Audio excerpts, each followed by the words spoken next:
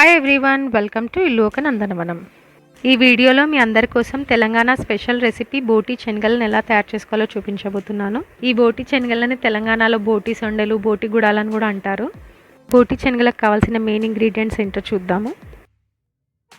శుభ్రంగా కడిగిన బోటి ఇంకా శనగల్ని తీసుకోవాలి. ఇక్కడ నేను 1/2 kg బోటి, 1/2 kg శనగలు తీసుకున్నాను.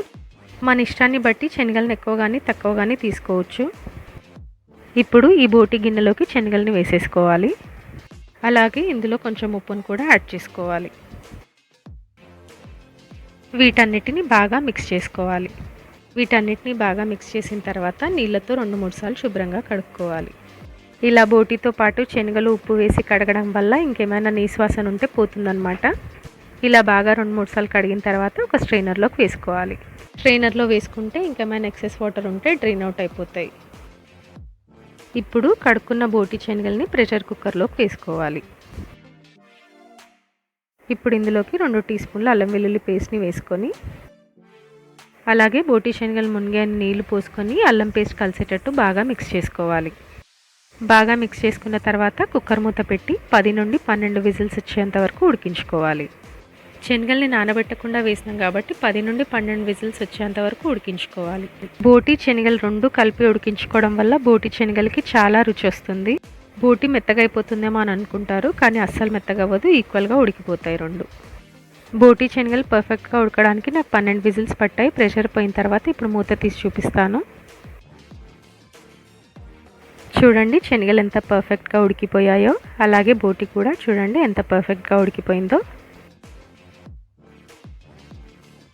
బోటి శనగలను ఉడికించుకున్న తర్వాత ఇప్పుడు స్టవ్ వెలిగించి ప్యాన్ పెట్టుకొని 2 టేబుల్ స్పూన్స్ ఆయిల్ వేసుకోవాలి. ఆయిల్ హీట్ అయిన తర్వాత 4-5 ఎండుమిరపకాయలు, అలాగే చీల్చి పెట్టుకుని 5-6 పచ్చిమిరపకాయలు, కొంచెం కరివేపాకు వేసుకొని ఫ్రై చేసుకోవాలి.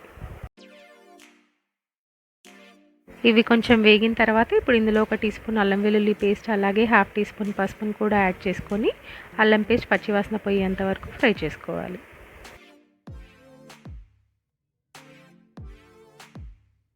ఇప్పుడు ఇందులో ఉడికించి పెట్టుకున్న బోటి శనగల్ని కూడా వేసేసుకొని బాగా మిక్స్ చేసుకోవాలి. బోటి శనగలు ఉడికించినప్పుడు వచ్చిన స్టాక్తో పాటు యాడ్ చేసుకోవాలి. స్టాక్తో పాటు వేసుకుంటేనే బోటి శనగలకు మంచి టేస్ట్ వస్తుంది, అలాగే శనగలు డ్రై అవ్వకుండా సాఫ్ట్గా ఉంటాయి. ఇప్పుడు ఇందులో 2-2.5 టీ స్పూన్ల కారంని యాడ్ చేసుకోవాలి. అంటే మనం తినే స్పైసీనెస్ని బట్టి కారాన్ని యాడ్ చేసుకోవాలి. అలాగే రుచికి సరిపడినంత ఉప్పును కూడా యాడ్ చేసుకొని ఇవన్నీ కలిసేటట్టు బాగా మిక్స్ చేసుకొని ఉడికించుకోవాలి. బోటి శనగలు ఇలా బాగా ఉడికి కొంచెం దగ్గర పడిన తర్వాత ఒకసారి మిక్స్ చేసుకొని ఇప్పుడు ఇందులోకి 1/2 టీ స్పూన్ ధనియాల పొడి, 1/2 టీ స్పూన్ గరం మసాలాను యాడ్ చేసుకొని ఒకసారి బాగా మిక్స్ చేసుకొని ఇంకో 2 నుంచి 3 నిమిషాల వరకు ఉడికించుకొని స్టవ్ ఆఫ్ చేసుకోవాలి.